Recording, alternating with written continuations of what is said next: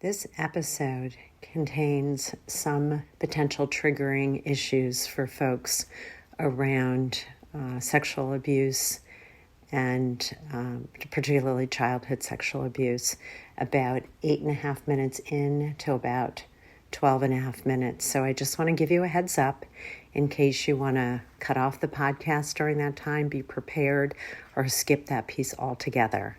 Thanks. I try to remind myself to be hopeful in times when I feel the walls are crashing in around me. Maybe because of some bad news, like anything that threatens my children, my family, my health, my livelihood, the relationships I love and care about, or maybe because of the state of the country, the world, perhaps a tragedy that is far away but feels so close to home emotionally. Usually an initial feeling of hopelessness appears when I feel I have no control over the situation and need to dig deep to find hope, whether through some kind of action, taking time to reflect, my own spirituality, talking to friends and family, mindful deep breathing, taking a walk, being outside. I often feel the urgency and frankly the need to do something, anything that can help me find meaning in what I'm experiencing, and most often is trying to make sense out of something that often doesn't.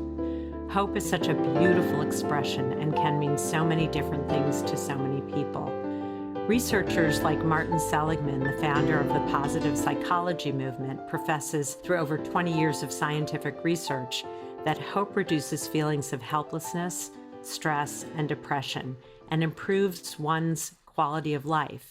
Being hopeful suggests that we look into the future and know somewhere that where we are, although it may feel devastating or incredibly challenging or never changing, is not where we will always be. If you can stretch with me for a moment, Seligman also believes that hope may hold unrealized opportunities that are often very tough to swallow in the moment. I did an episode about a family who lost their daughter diagnosed at 16 months with cancer. She fought for a year. Not only did they not lose their faith, which was very important to them, but they channeled it into a foundation to help others, Addi's Faith Foundation. These situations are incredibly inspiring for me. When I myself was diagnosed with breast cancer, I immediately roped in the friend who pushed me to get an ultrasound that ultimately diagnosed my cancer when my GYN hadn't recommended it. And I roped her into sharing our stories so that other women would get diagnosed earlier than I and maybe not face the many treatments that I needed. Desmond Tutu once said, "Hope is being able to see that there is light despite all of the darkness." And Winston Churchill said, "When you're going through hell, keep going." Hope gives us the strength to keep going and continue moving forward. I often say to myself, what choice do I have? But honestly, that is one way I am hopeful. My choice is frankly not having a choice, but to move forward. Because hope is not blind hopefulness. It is constructive, faith-based hope, the belief that something will change or that there are options or there is a future. It is the hope that there is a way forward. I am grateful to have that fortitude, but not alone, always with the help of family, friends, my faith, and community. Welcome to Small and Gutsy, our podcast featuring nonprofits and social impact organizations under $10 million. My name is Dr. Laura Witkoff, and I'm excited and proud to be your host. We hope you'll love the stories as much as we do, and perhaps you will find needed services, a job, volunteer, invest in, or donate. And for all of you followers, Small and Gutsy has just been granted nonprofit 501c3 status. We are thrilled to have moved in this direction, enabling us to continue to meet our vision of interviewing as many smaller nonprofits and social impact organizations as we can. So please pass along any valuable information you hear today to others and send me the name of any organization you'd like featured at lwitkoff@gmail.com. That's 2 T's and 2 F's. Although hope may be subjective, it's in all of us. Sometimes we do have to dig deep, and often with the help of others and our personal faith. 2 women whom you will meet shortly use their personal stories to inspire others to reach for guidance and help within their faith and through the support of other survivors of trauma and sexual abuse.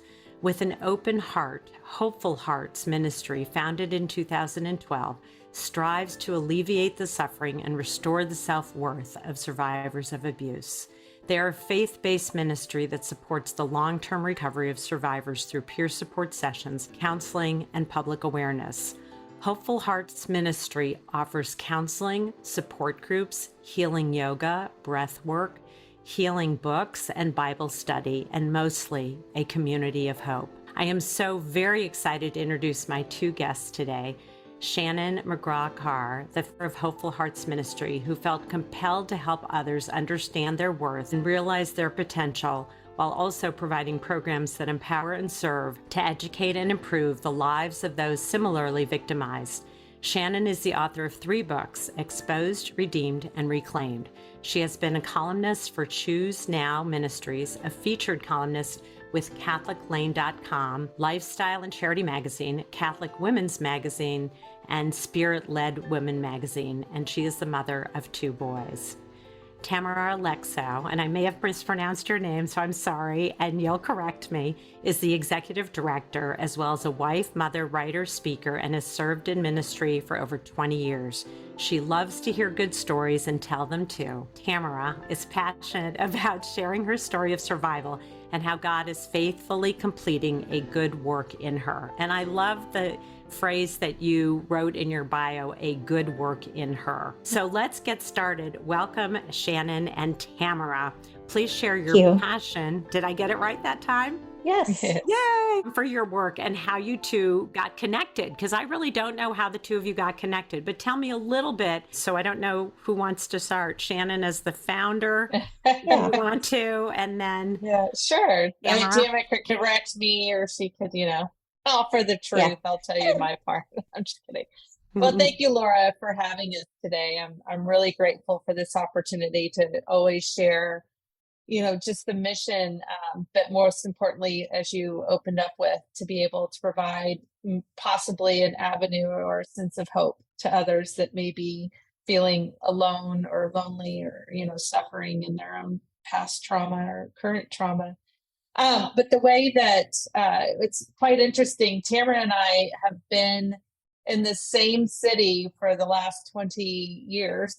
And often as I started Hopeful Hearts Ministry 12 years ago, I would have other friends, neighbors, friends that knew Tamara and would say, oh my goodness, they would listen maybe to me, speak at an event, and they were like, oh, there's somebody that we know that, it's similar to you, or she reminds me of you. Y'all should totally meet. You would be perfect to meet. And this went on for years. Wow. I was getting the same thing. You need to meet Shannon, my friend. She is just like you two would get along, and you have similar stories. Right. And so funny. And I think we did meet briefly at an event at her church. We met, but it was like, oh, we just met. But it was just recently after coming out of a divorce and moving away and then coming back to Kingwood, that Tamara, you might have to answer this because I really don't know what exactly connected us. Maybe it was a friend of ours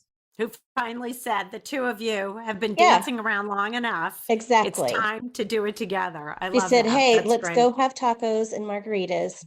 And we did. It was right before the pandemic. A love story ever since, because she's like my sister from another mother. And I love that. Mm-hmm.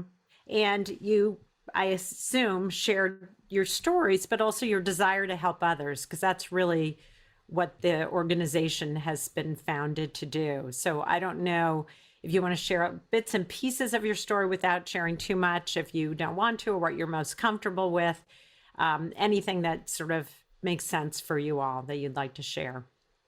Sure. I mean, I'll go ahead and begin, and then, just the bringing in Tamara and she can share maybe her purpose of coming into Hopeful Hearts as well. But I am a survivor of childhood abuse by a grandfather, and then date rape in high school and date rape in college. And just from the experience of having stuffed that trauma down for so long, and where that takes you when you don't work through it and you don't get the therapy needed and you don't get that healing you lose hope, you lose all aspects. And I came to a place where, I'd hit bottom, but, as you said, we are very faithful. And that's what brought me back, was this sense of faith, this sense of, God healing me and going through a very difficult journey of healing, but coming through it, going through the pain and coming out on the other side to thrive.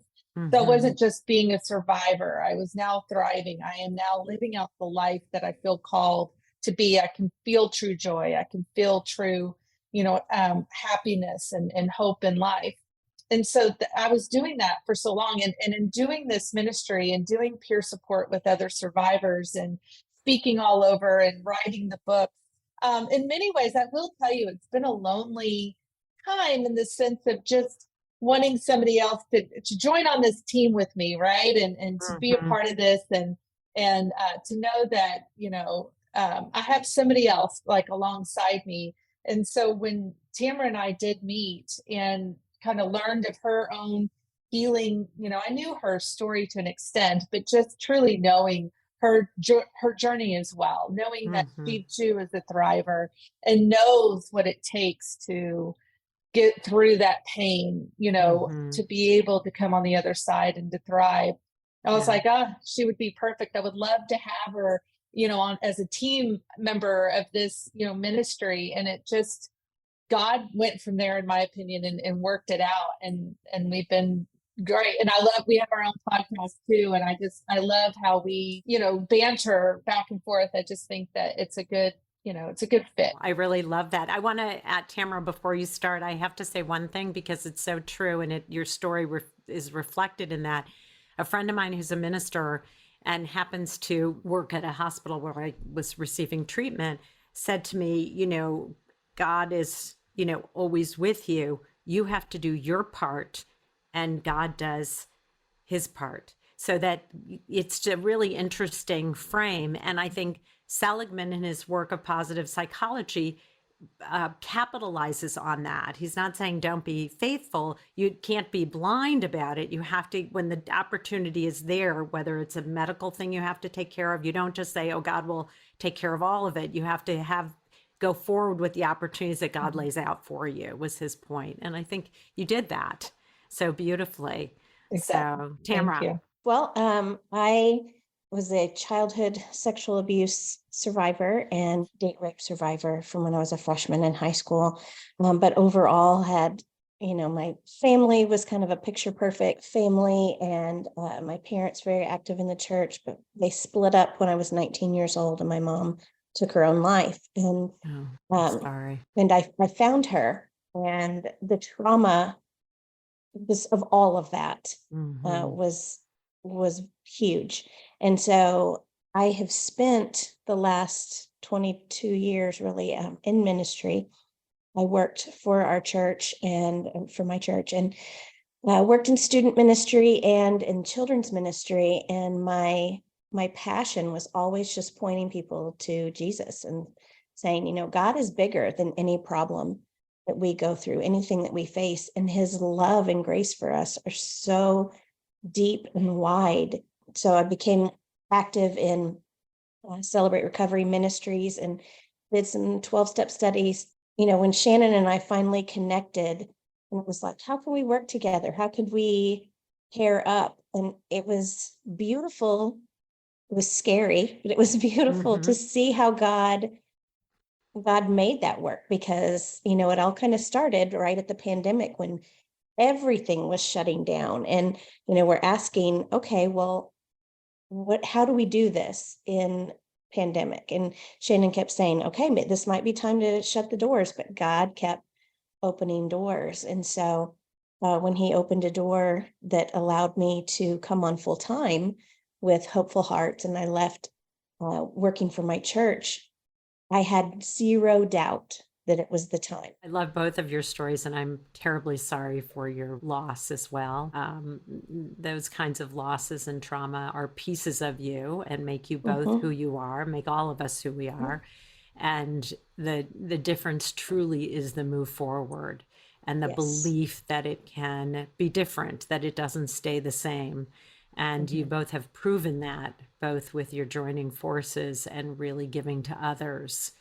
And I think, Shannon, you said something so interesting before, which is there was some loneliness when you were doing this on your own. And so really being able to connect then with all of these like hints. We know you're going to really like Tamara, this is a perfect person. You are the right fit for each other. But as those doors were opening, it was finally like, okay, this is it. You're doing it. Right. And I think same with Tamara, because you were in a position of influence and doing good work at your church. And really, it wasn't a regret, which is beautiful. It was, this is the next step that from your perspectives, and I love this, is that God is opening this door for both of you and you want to move forward into it. And you're doing a wealth of good for other people who have been in your shoes in some capacity and are really struggling.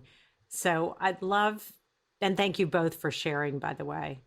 Thank you. Yeah, It's hard things to talk about, and yet it's what you encourage others to do in order to work through whatever their process is.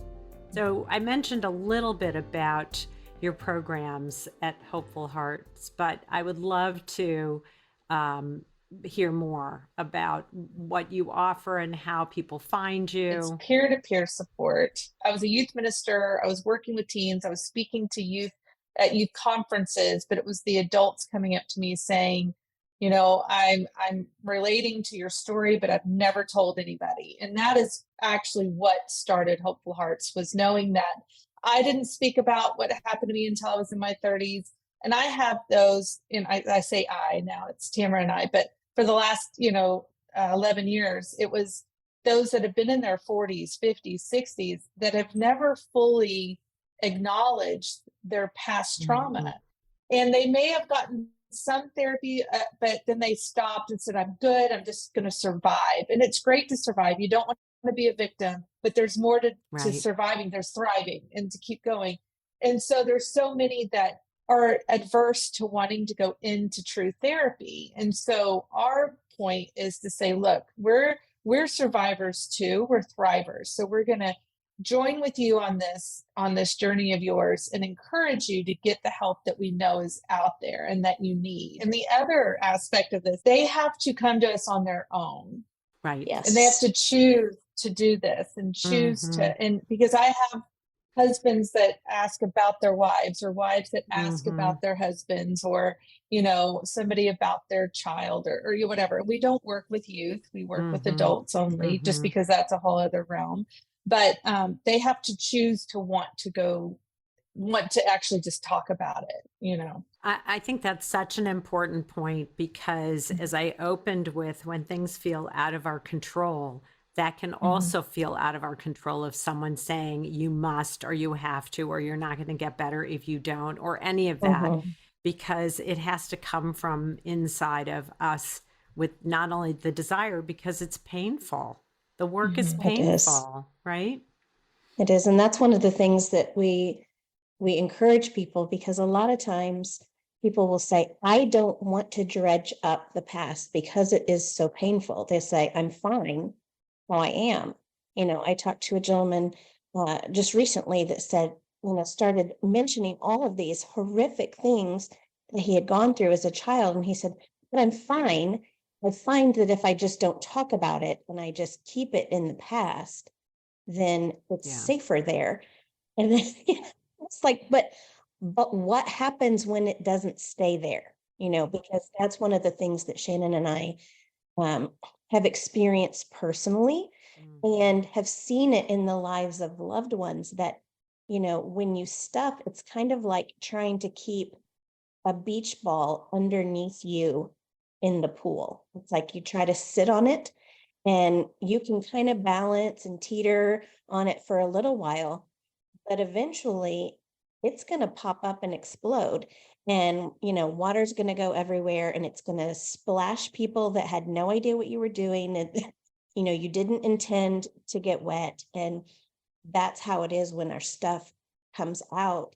It usually explodes on someone who had no idea, they were minding their own business, eating a sandwich, and Yeah. Literally, right. I and then all know. of a sudden they're like, Yeah. whoa, what just happened?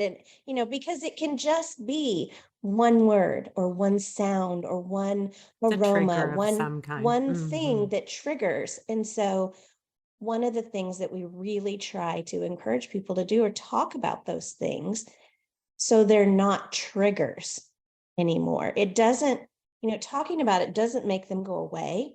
It doesn't mean that it didn't happen to you. But when you, I don't know anything about guns. I don't know how you would deactivate, but when you could make something not trigger anymore, it's you unload it.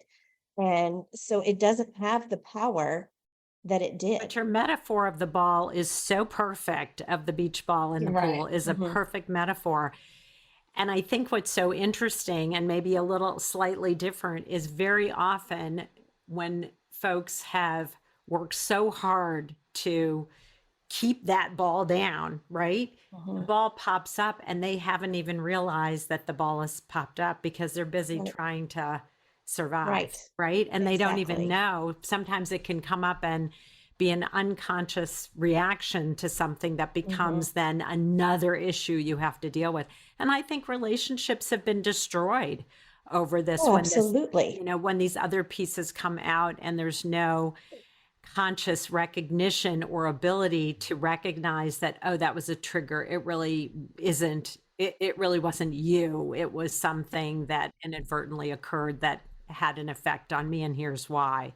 So I Right. love the fact that you not only recognize it, but recognize that the work is painful, that it is a process, that it doesn't shift overnight, but that the reason why peers are so powerful is because they reduce the shame because they've been there themselves. And the work is, it is painful and it's hard, but it's not forever. Yeah, And thank you. if you don't do the work, then it's painful forever. A big word for me is intentionality. Like, we have to be intentional with who we are, with what we do and how we think, and what feelings we're allowed in and out, all of those things.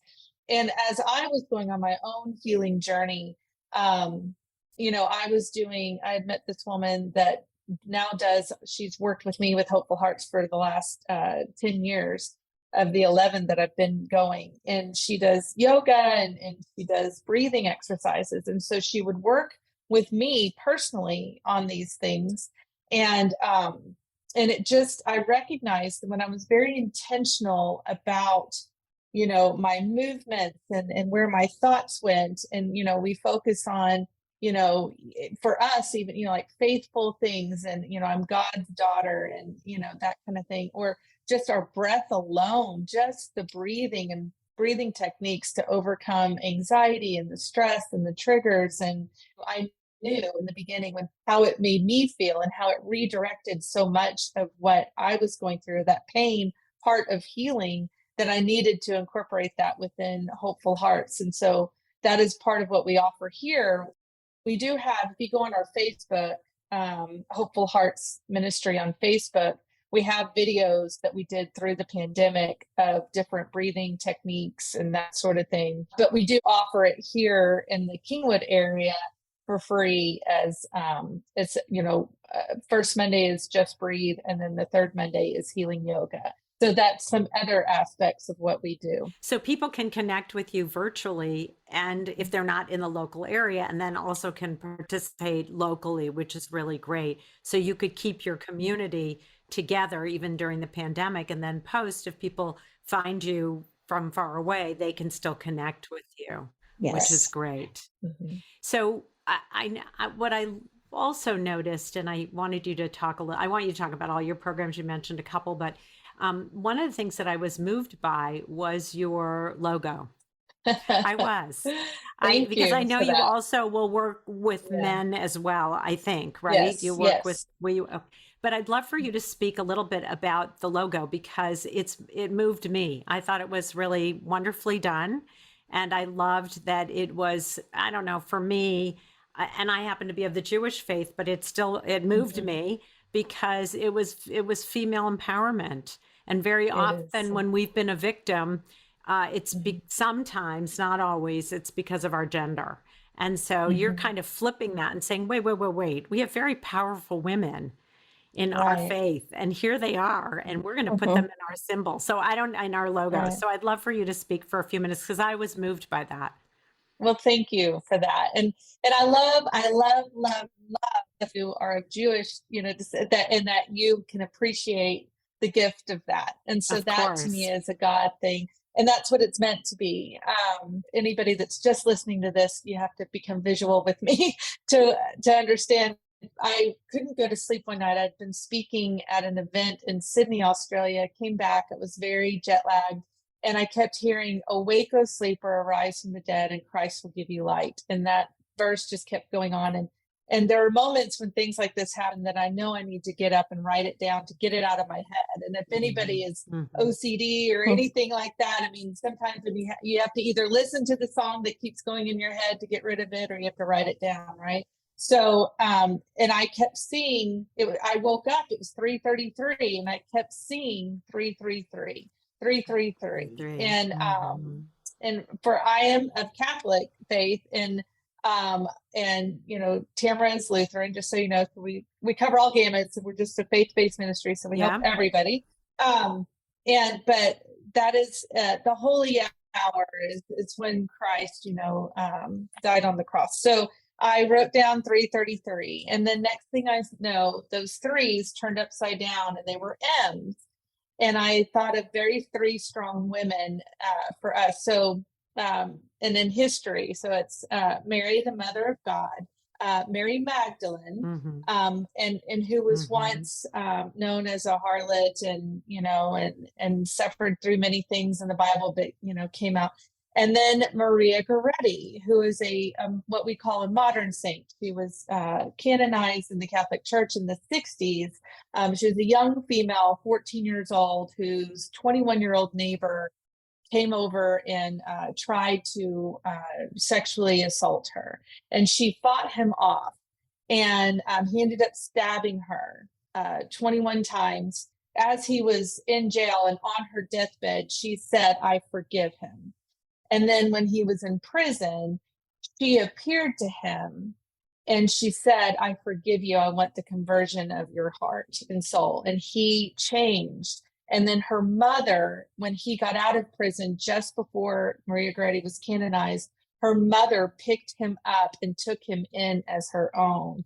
And they both, so I love Maria Goretti too. So anyway, those three M's came to mind.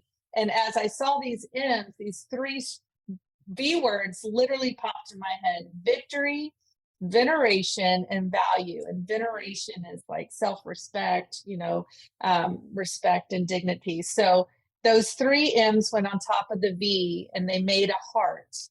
Then those three hearts formed together and it formed the Holy Trinity. So essentially, the shorter term of what the symbol stands for to me is victory, veneration, and value, the strength that we have. Thank you very much for that. I appreciate that. And I got that symbol and that logo, and I was like, hopeful hearts, 5 years before I was ever led to start the ministry. I had no idea. Oh, wow. Oh, I love those stories.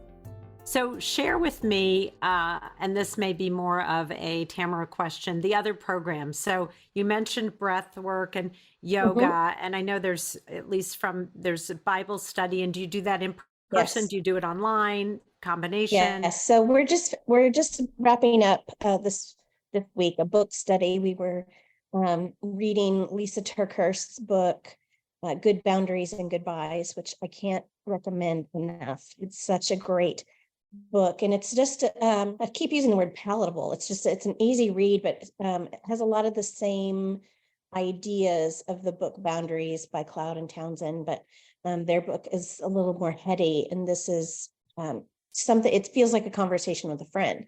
Yeah, and it's more useful, it sounds like, in some ways. Yeah, it is. So it's just a lot of really good information about setting boundaries in relationships, and not just romantic relationships, but how you set boundaries with your friendships, how you set boundaries with your neighbors, and with your coworkers. And it's about giving people the access that on a level that they have earned, and not, she talks about not giving everyone, level 10 access when they've only earned level 3 kind of trust. But about setting good boundaries, but also knowing when it's time to say goodbye. For her, the author, when she went through a really public and hard divorce, but she talks, it's not just about divorce, goodbyes aren't just in marriages, but when it's time to say, okay, this work relationship has really run its course, or this friendship has run its course. And, when it's time to say, no, the safe thing for you and I to do is to part. So we try to pick books like that, books that, are going to be empowering and helpful. So we do a couple of those a year. And, Bible study is kind of tied in with that. There's scripture reading that goes along with that. And I'm in the very early stages of planning a retreat for the fall that, all the things that we put out there are free for people. A retreat would be something that they would pay to come to. But, a smaller, more intimate environment than like a big speaking event where, there might be lots of people in the room, but where we could spend, a Friday, Saturday, and Sunday and do some intense training, but also rest, rejuvenation. We just want to give people tools. We're not going to be the end all be all help. We want to connect them with other resources. I love that. What's so great is that it is a combination of where not one single thing is the answer for somebody, that it really could be a combination of things, and often is. And in your peer program, is it, at least early on, if someone is in a great deal of pain, even though you'll have resources for that individual, will you connect them with a local peer or a peer online, or it just depends? At this point, it's Tamara and myself. I do actually, I say that, Tamara and myself. And then we have Dr. Deborah Rodriguez in Tacoma, Washington, that does a lot of work for us. And she's a physician by trade, but she's also a trauma informed specialist as well. And so we've had people, she helps us with a ton of resources. And that's the other thing. On our website, we have some amazing resources that, that she's given us, that we, partner with other, places and nonprofits that may have some great resources as well. That's great.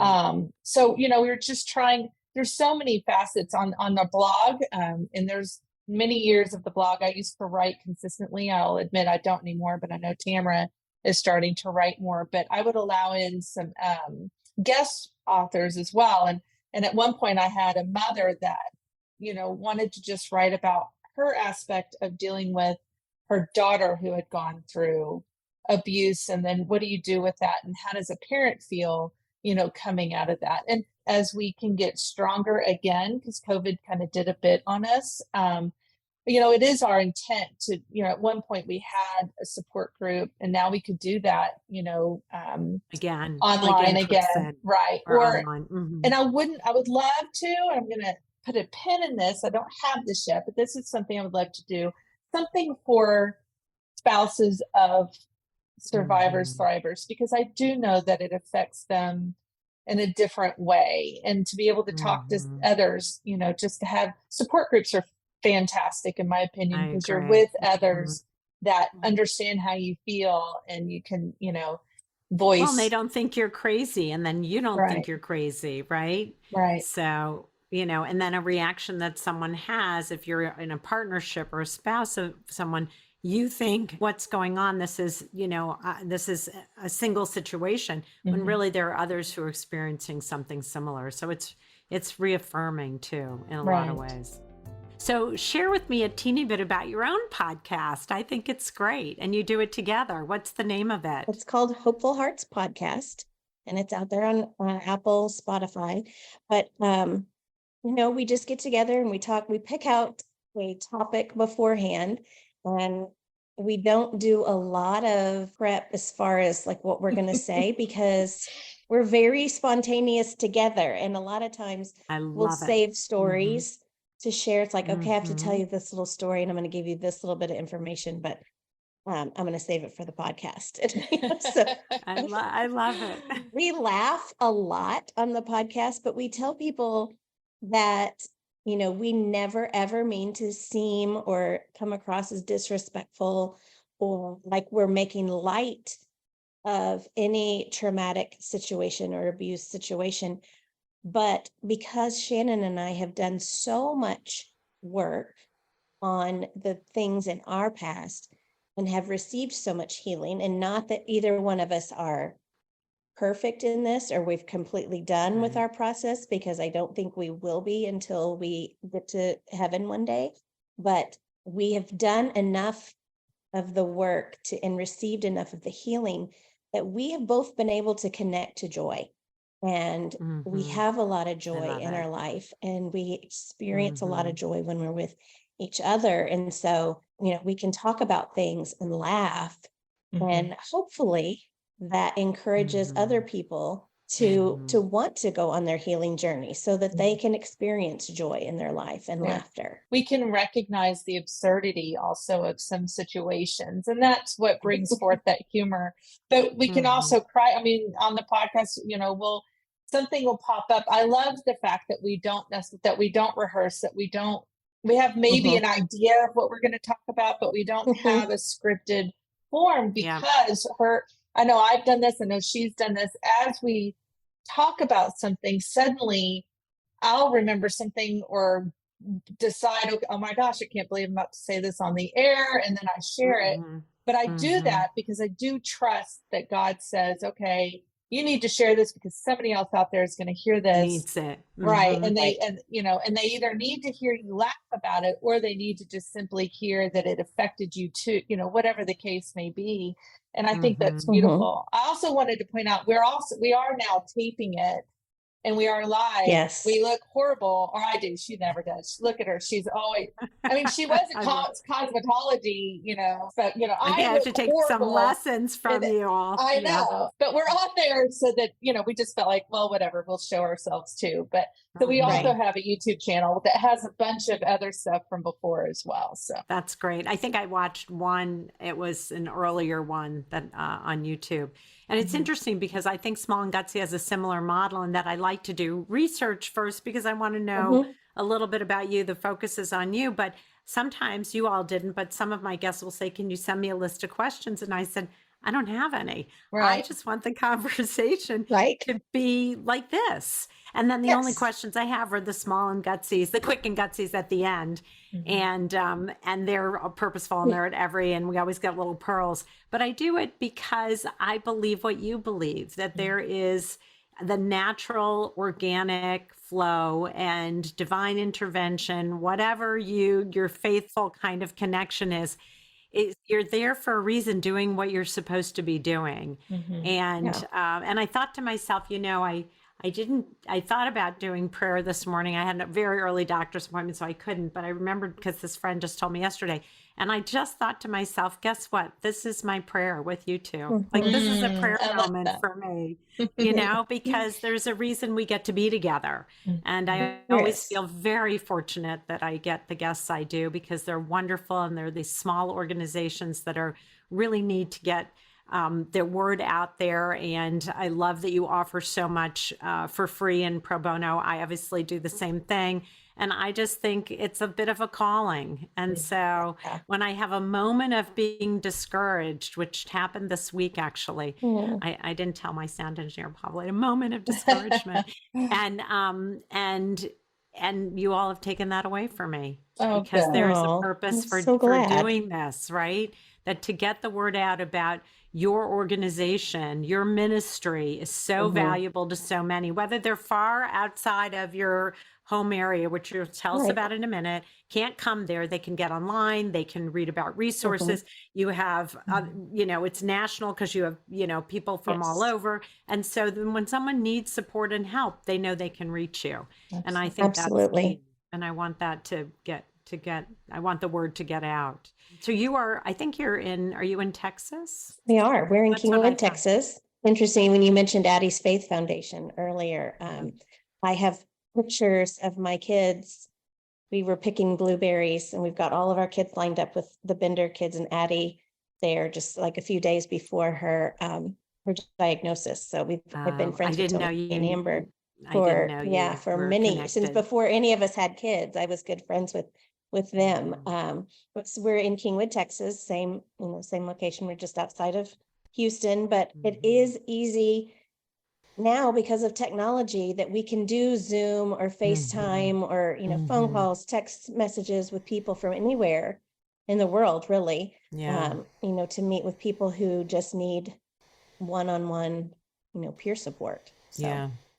It is funny because I knew you were all in Texas. I didn't know exactly where because I don't know the area, but I had just done an interview with Amber, who's just remarkable. And I just thought I was so moved by how many people would have turned away from their faith. And she turned inward. And not only did she turn inward, but she and her husband thought, what can we do to help others? And I know when I was diagnosed, I kept working through all of my treatments. I teach, so I had to have a mask. My students agreed to wear a mask in a bigger classroom so that I wouldn't get sick. And people said, well, why are you continuing to do this? Why don't you just take the semester off or take time off? And I said, I need to continue. It's part of who I am to feel connected and to normalize what isn't normal.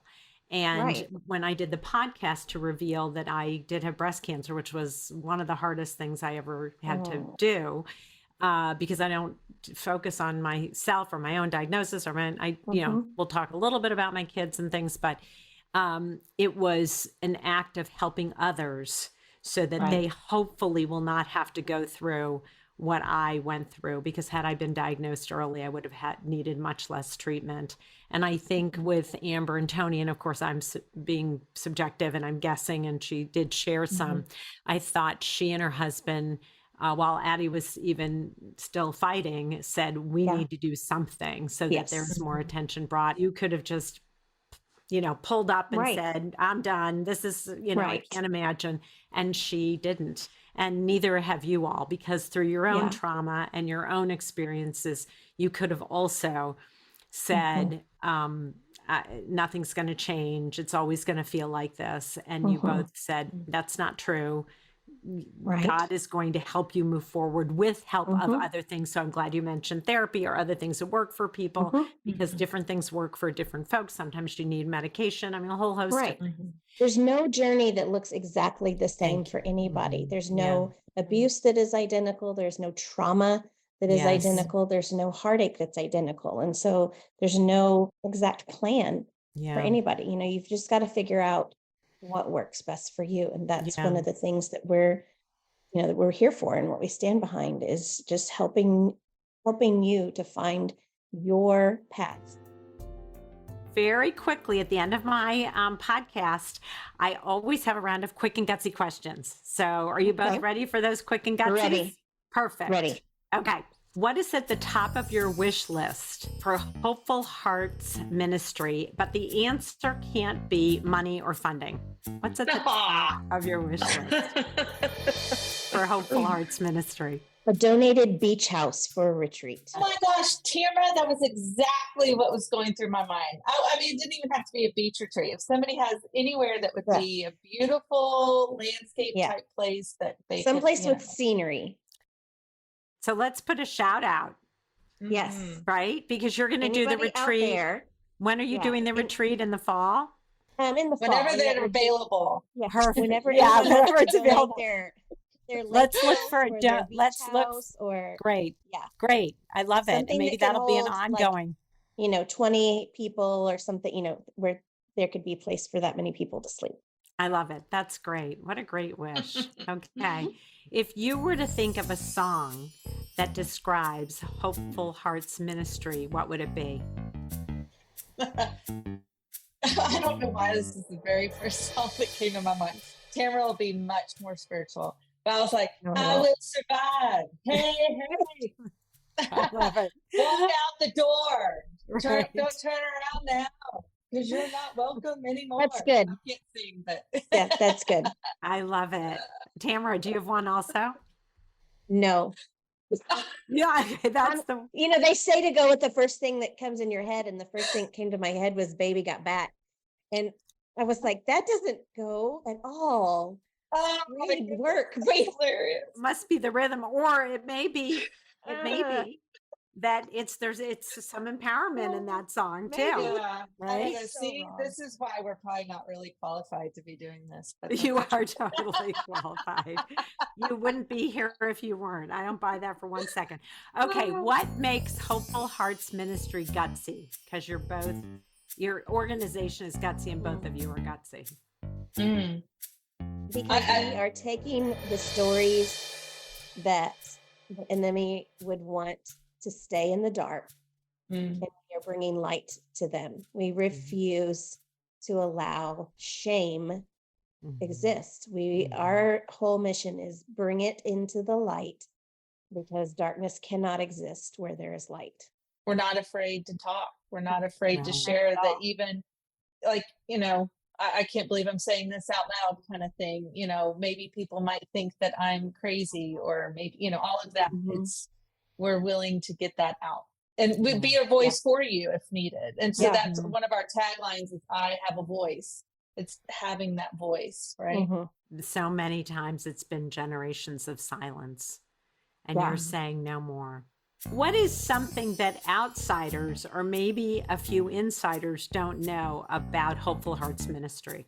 I mean, I'll begin, and maybe Tamara can come up with something else. When I very first started, so I had the logo 5 years beforehand, and I'd written my first book, Exposed, and I was with a small publishing company, a traditional publishing company, and the main guy of that publishing company, after I'd signed on with the publicist, we're about to do thousands of books all over, to promote.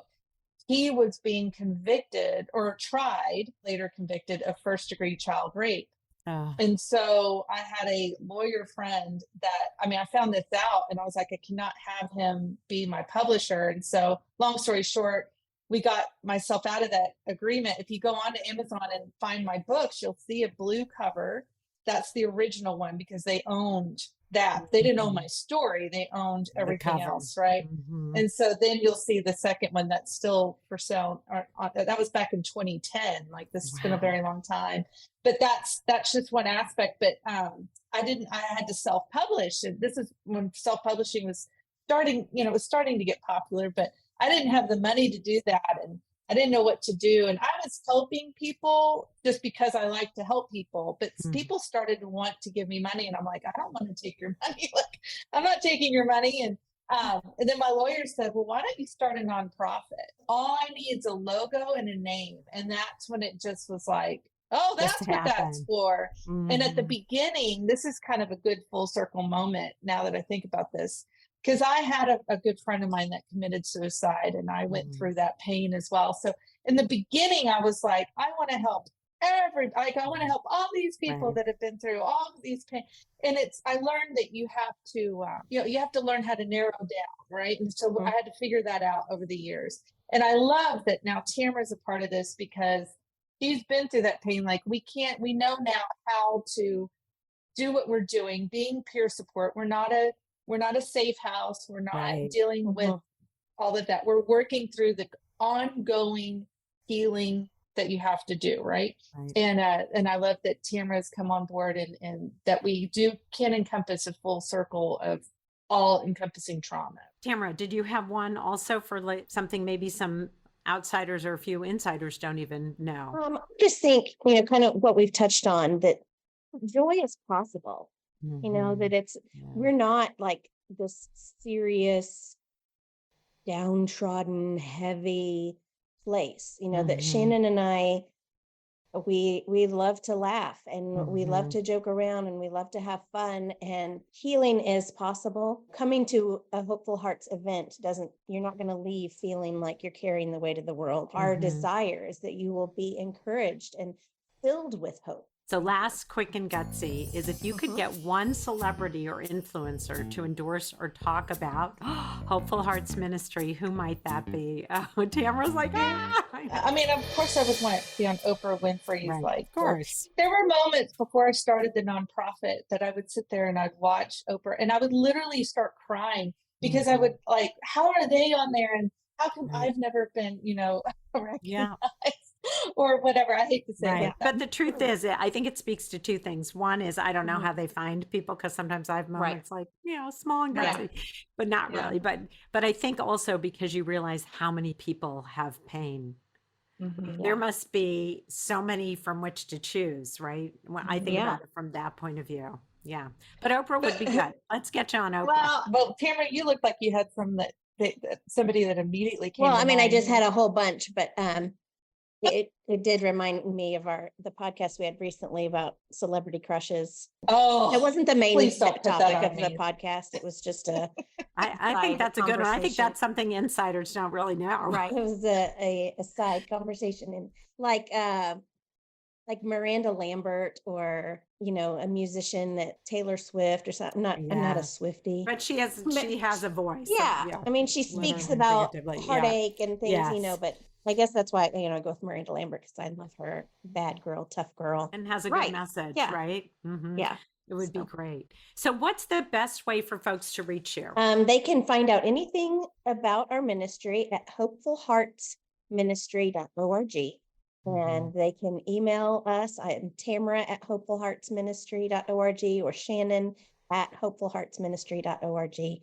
Or they can just, if they go to the website, they can hit contact us and it'll get us a message. That's great. And there are so many resources. So I encourage everyone to go check out your website. Yes. So I just want to take a moment and thank you both for this amazing conversation. I feel filled with joy because of the two of thank you, you. Laura. Thank you for having us. It was great. Definitely. Thank you so much. This was great. I can't wait to listen to your podcast as well. Yes. I think it'll be so. I'm going to encourage people to listen to your podcast and keep doing what you're doing, because it's helping so many. And you never know. Somebody may not contact you and they may listen to a podcast and something moved them in a certain way. So you're doing this for the absolutely the best and right reason. As you both said, you're called to do this. And in some ways, I believe I'm called to do what I'm doing with you right now. Well, maybe we could have you on ours too. We can reciprocate. Yes. I'd love it. Yes, we should do that. Sweet. Thank you. I would love to have a conversation again. It'd be a good excuse. Yes, it would be. It'd be so fun.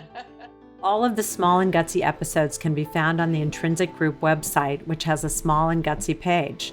The opinions and viewpoints expressed by our guests are independent and do not reflect the position of Small and Gutsy. Of course, we can't take responsibility outside of our own vetting of the organizations we interview, so before you sign on to support or work for them, we encourage you to do your own due diligence and research them as well. We just want you to learn about the Small and Gutsy nonprofit and social impact organizational sector so they can spread their story and their impactful work. I want to thank my partners in this endeavor, the Intrinsic Group, my brilliant sound engineer and composer, Pavel Franson, my very talented graphic designer, Nate Addi. Please check out their bios on the Intrinsic website. My incredible board of directors, Tracy Brown, John Gatto, Lucy Mello, Serena Rajabian, who believed in me and this project enough so to sign on to support this effort, and all of the folks, friends, and family who have guided and inspired me. A very special thank you to my biggest champion, #1 fan, and best friend, without whom none of this would be possible. Thanks, Mark Witkoff. Thanks for being there. And thank you for listening. If you like this podcast, please share it with your friends, give us some stars, and write a review on wherever you listen to podcasts. From small and gutsy to big with impact, I'm Laura Witkoff. Thanks for listening.